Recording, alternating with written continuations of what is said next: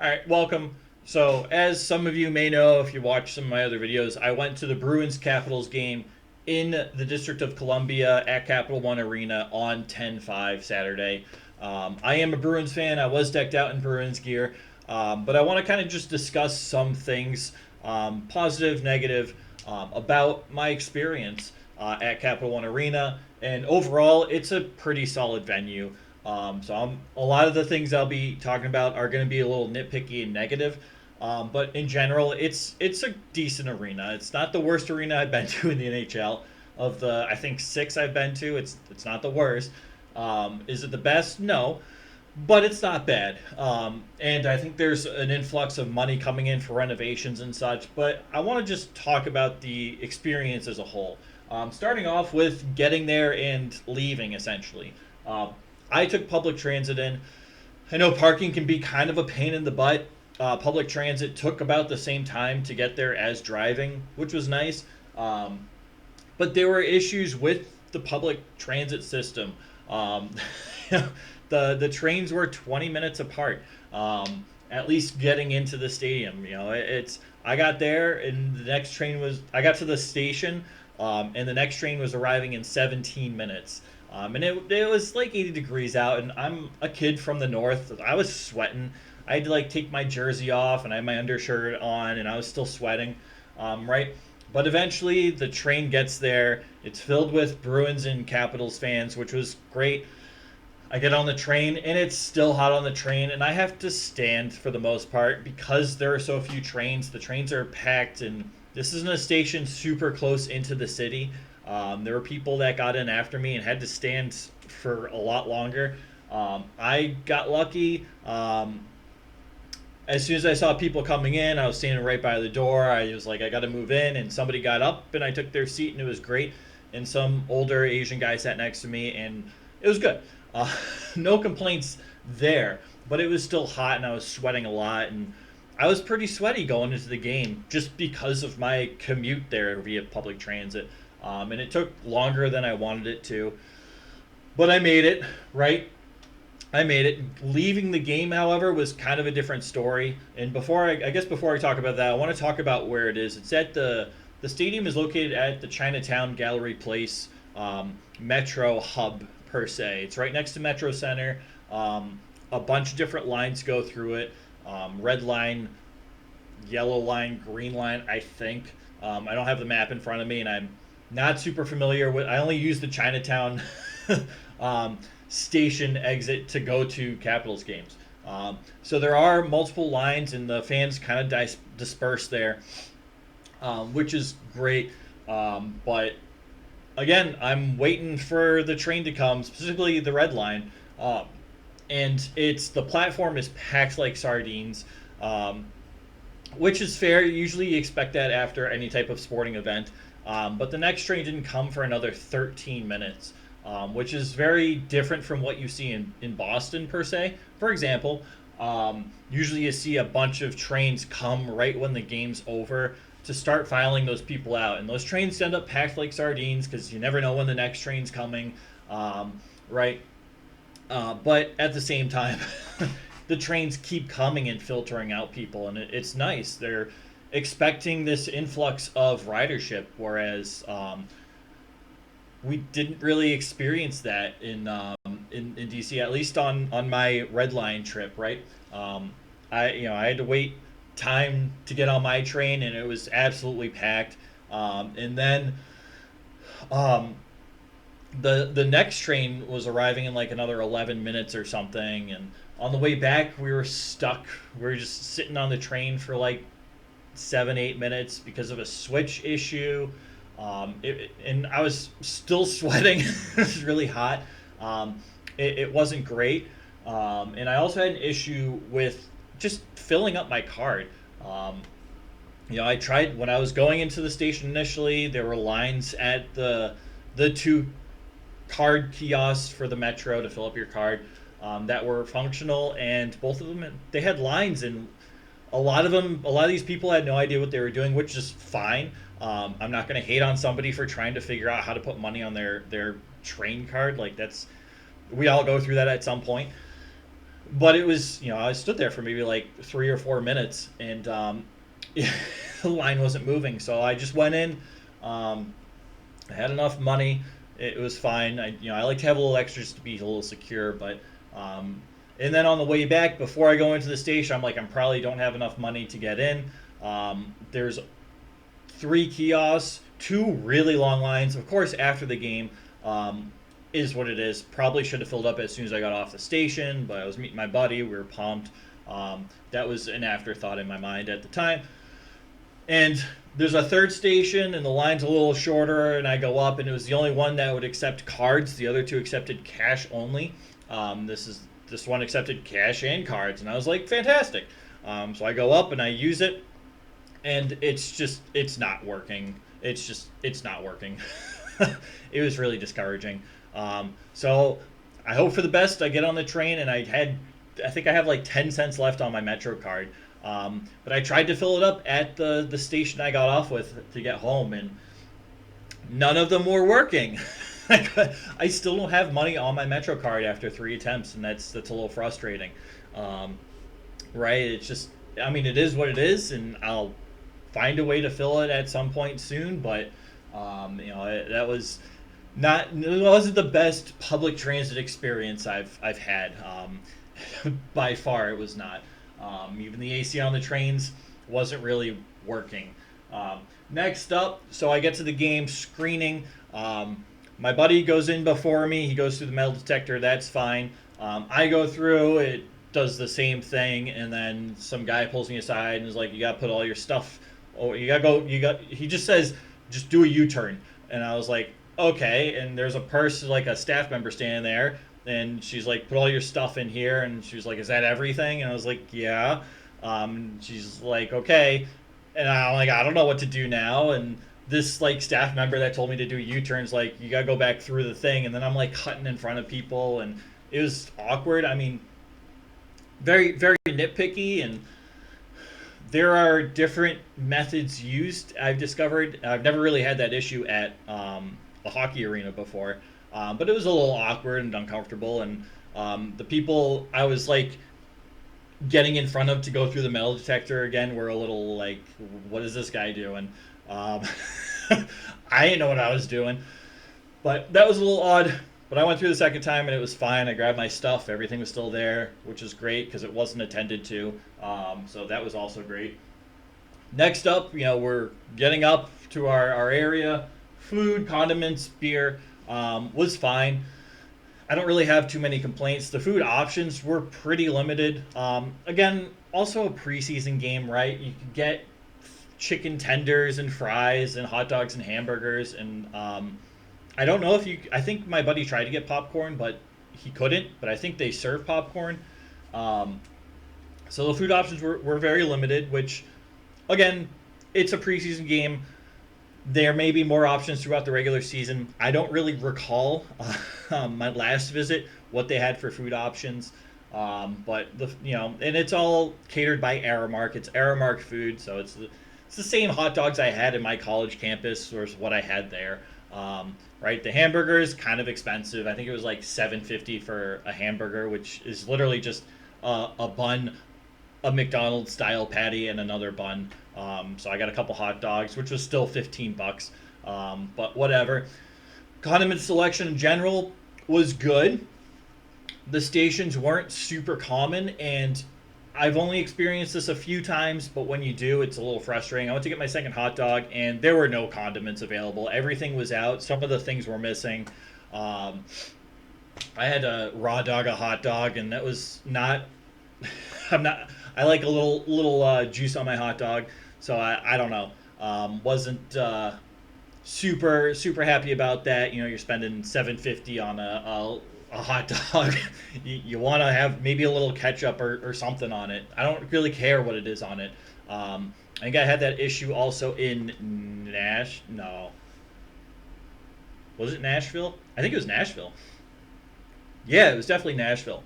I also got a hot dog, and all they had for condiments was barbecue sauce. So I had to put barbecue sauce on my hot dog, and that was kind of bizarre. And I don't think I'd do that again. But I was desperate for anything. So there was that, but I didn't even have a barbecue sauce option. They had something called Boom Boom sauce. I don't know what that is. I've had it before. I don't know, not coming to mind. Beer selection was fine.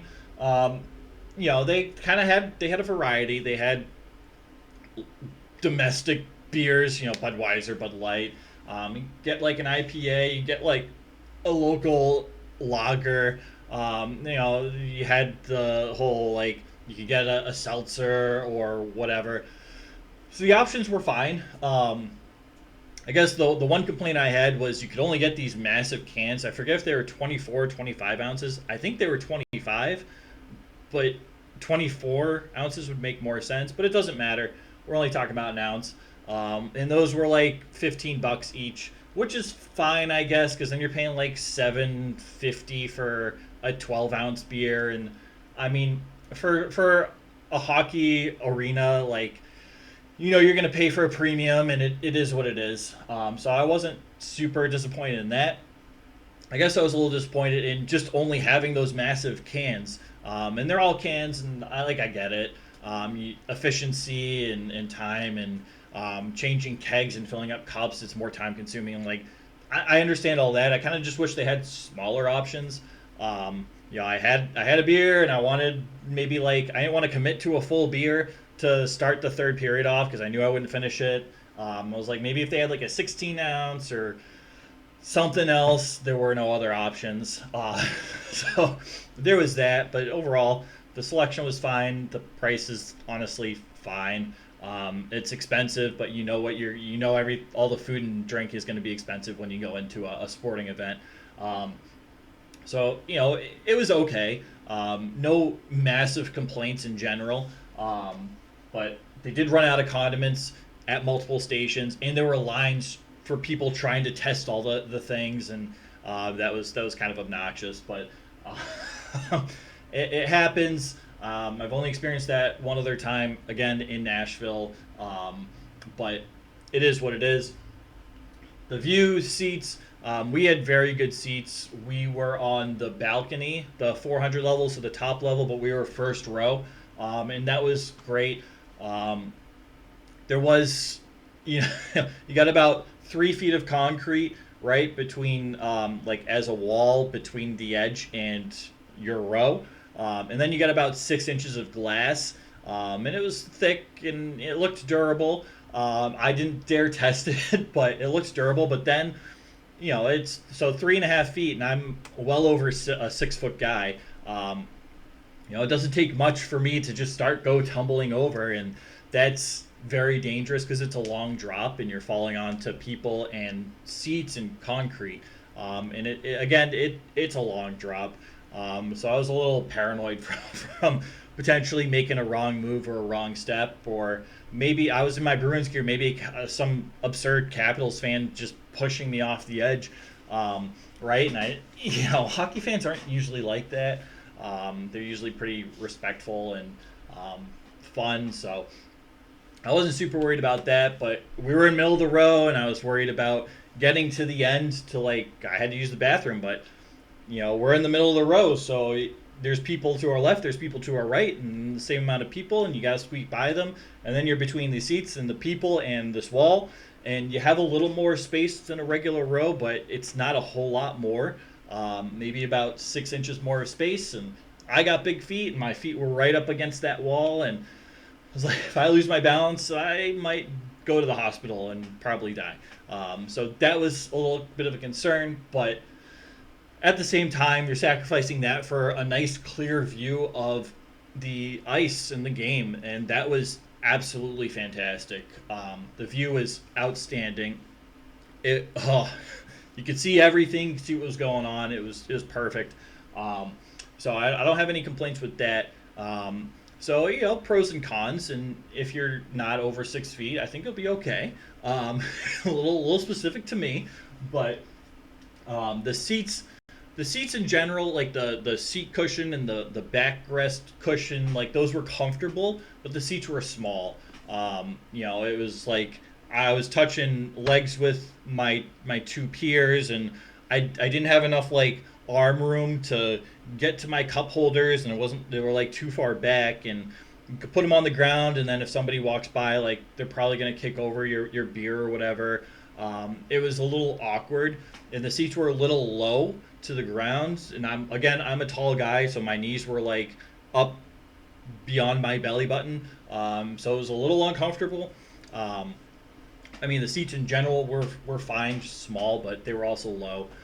So I wasn't too much of a fan of that. You know, whenever I'd get a beer, I'd elbow my neighbor, and I don't know. The only time I've really had an issue like that at a hockey game is in Winnipeg, and the seats, at least in the balcony, were very tight. And you know, it is what it is, but you know, it's a little uncomfortable. But in general, if you're not over 6 feet, I think you'll be fine. Again, a little more specific to me. Obstructed views I want to talk about. They put these, I don't know when they did. It's been a while since I've been back to Capital One Arena, since before Saturday. They put these massive boards along the corners hanging from the catwalks and roof. It like I don't know if your view is now obstructed if you're sitting in the nosebleeds of the 400 levels, the top rows, in the corners. um, I don't know. I don't know if the angle is okay enough to actually see the whole ice, especially if you're standing in the last row and maybe a taller guy. um, I didn't go up there and check, but it looked concerning from where I was sitting. Now I did go up, didn't have a view, but there might be like potentially obstructed views from there. And if that's the case, that's super disappointing because those screens, in my opinion, provided zero value to the game. I don't feel like they really added any benefit. I would never looked at them, and when I did, there was like nothing on them or nothing of importance on them. They did have screens in the back for those people sitting up in those higher rows. I don't know what was on those screens. I couldn't see, and that's okay. But hopefully it's good stuff, or hopefully they're at the very least showing the game on the ice. So this, if they're an obstructed view, they know what happened. But I kind of just wanted to touch on that too. I'm sure the design made sure no seats were obstructed with the installation of those four panel scoreboard things.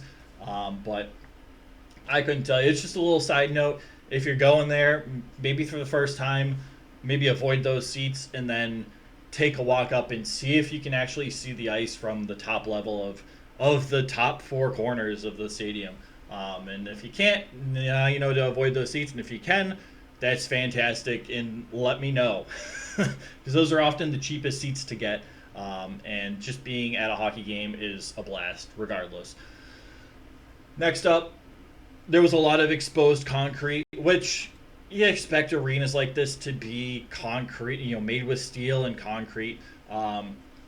Usually you like to see those walls up on top of the 400 levels between the highest seats and the roof be at least painted, just exposed concrete. You look down from the 400 level, which is the top, the upper bowl, if you will. You look down and you see seats, and then you just see a lot of like concrete. So that was like, which I get. I'm not saying it's really a knock, but in terms of the aesthetic and how much ownership is willing to invest in the arena and the fan experience, that can be a little bit of a hat tipper to be like, they could be doing more than they are. So I like to look for that. That's really it. It's nothing major. And if you don't care, like 99% of people, then it doesn't really matter. Next up, this is probably one of my biggest complaints along with public transit.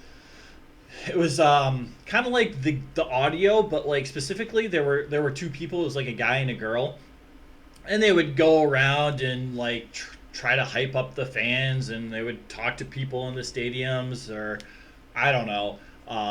That whole aspect of that, those like people coming into the sports. I don't know how to put it into words. I saw the same thing in Nashville. But like I don't think you need that extra nonsense. It's kind of just noise, in my opinion. I got excuse me.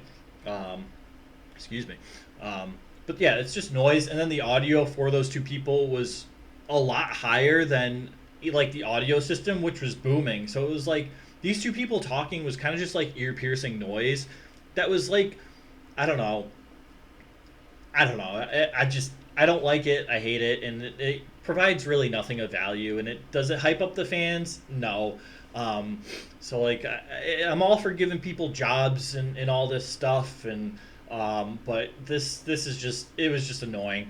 Again, only other place I've really experienced that is in Nashville, and my buddy who lived in Nashville and all of his friends warned about how obnoxious these people are, and um, I experienced that in DC as well, and yeah, I could do without that, and if they could adjust the audio on those people, maybe lower it a bit because you can hear them. It's too loud. You can't even hear what they're saying because it's just ear piercing, right? And then, I don't know.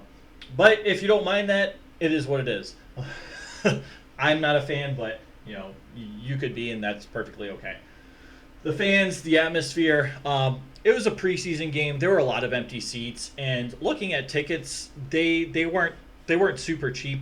Um, for a game that doesn't really matter, and you're going up against essentially an AHL Bruins squad, I get the lack of appeal to going to the game, especially because it doesn't count. Um, yeah, but overall, the fans were good. The fans were good. There were a lot of fans that were really into it, which is nice. You know, yeah, I've lived in this area for about 5 years now, and a lot of people really only know Alex Ovechkin. They couldn't name me another hockey player on the team. Maybe Tom Wilson comes up, which is fine, but it's not primarily like a traditional hockey market. It's definitely not like a top echelon team in the area that people immediately think of, or at least around here. You got football, the NFL, the Commanders, the Redskins, whatever you want to call them. I know there's a lot of mixed opinions out here. You got who else? You got the Nationals come up every now and then. And sometimes you get Wizards comments, but like the Wizards have been so bad for so long, it's tough. But there are a lot of basketball fans around here. So if the Wizards get good, the Capitals are probably like the fourth most important team in the area, which is fine because the fans that show up are fantastic, and I don't want to discredit those hockey fans in the area because I am one, and they're good. They're again, a lot of people were into the game. It was a lot of intensity. It was again preseason games. Stands weren't full. Some Bruins, and there were a fair amount of Bruins fans there, and some Bruins fans in the lower bowl started a "Let's go Bruins" chant, and the Caps fans would come back and say "Let's go Caps," and that was good. And the Caps fans usually won that, which there were more Capitals fans there, so it makes sense. You're in their home arena, like I get it, but that was really it for the chants. Again, which is kind of what you expect at a preseason game. The atmosphere was a little more laid back than you would expect, but probably because it was a preseason game, there were a lot of kids. There were a lot of people talking about things unrelated to hockey, which happens. It's a casual event for the most part. It's a meaningless game, and honestly, not a whole lot happened throughout the game either. It was kind of a boring game for most people to watch, I assume. So I enjoyed it, but yeah. So overall, fine. The staff was absolutely fantastic, and um, I went to get up, and I was getting my beer, and I got a hot dog, and I got the hot dog, and the guy's like ready to take the next person. And I was like, beer, and he was like, oh my god, it has been such a long day. I got you.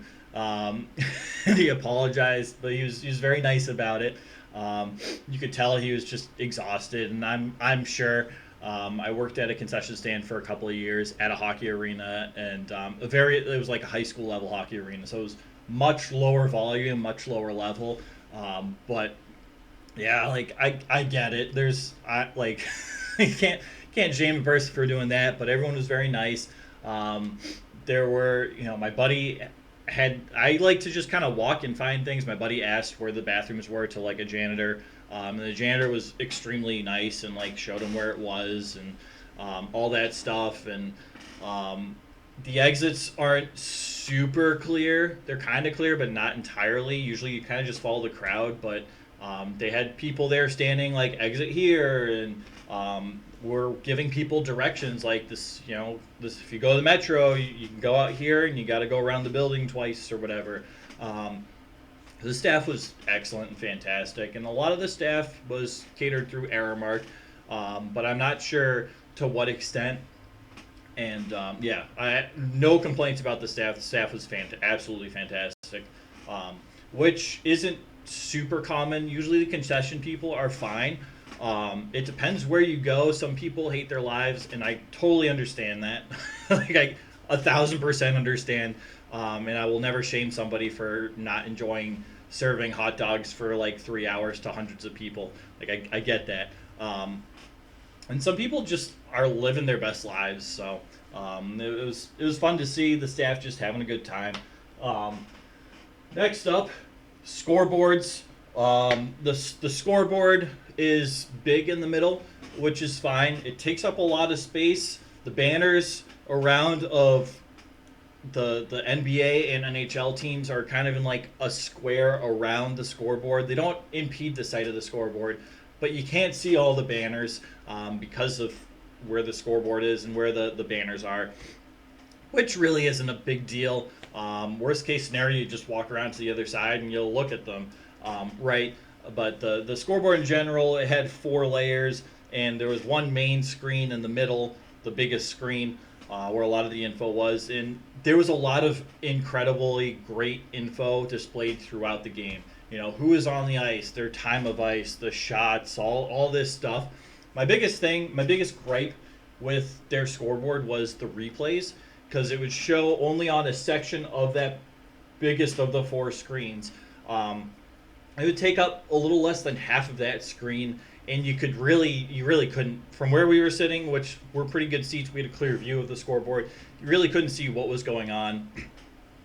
There weren't really replays shown of what happened, and if they were, like I think Mason Lohrei of the Bruins got a hooking penalty. The camera angle was taken from way far across the ice and zoomed in, but not entirely, so you had no idea what was happening, or who the player was, and they're very short, and they only show replays once, if at all. Sometimes they didn't show any replays for at least a goal. So I think there's a lot of room for improvement there. I'd really like to see that improve. And again, it could just be part of the preseason, kind of fine tuning stuff before the regular season. But again, the tickets aren't super cheap for preseason games. You kind of want to see a good product, especially because this isn't a brand new arena. This isn't a brand new system. The team, I suspect, isn't brand new. Right? They should kind of have this down to a science for the most part. And again, you're paying a lot of money to go have this experience. You want it to be good, and that was kind of a drawback. They didn't really show replays for any penalties. It was a little discouraging. Yeah. And last up, again, it's a preseason game, so take this with a grain of salt. But the pregame, just usually you go into an NHL arena and you sit down before the game starts, and you have maybe like a video or something, or you have music playing, and maybe you have like graphics bouncing around the ice. Nothing crazy, nothing insane. Maybe you have like the team logo going around. The only pregame stuff that existed, there was no music, there was no lights. All like the regular lights were on. You could see everything. There's no like ice patterns or anything. It was just a red scoreboard with a timer. Game starts in 7 minutes and 23 seconds, and that was it. So you're kind of just there taking in everything and waiting. Sometimes you like to kind of follow the little logo around the ice or whatever. Winnipeg, I thought, did a really nice job with their pregame. It's chill, it's low key. They have music playing. It's not bursting your ear. The lights are a little dim, but you can still see. Sometimes they'll play videos of like, I don't know, historic events, or I don't know. There's just a little more to it. It adds to the experience. Especially, I like to get there early.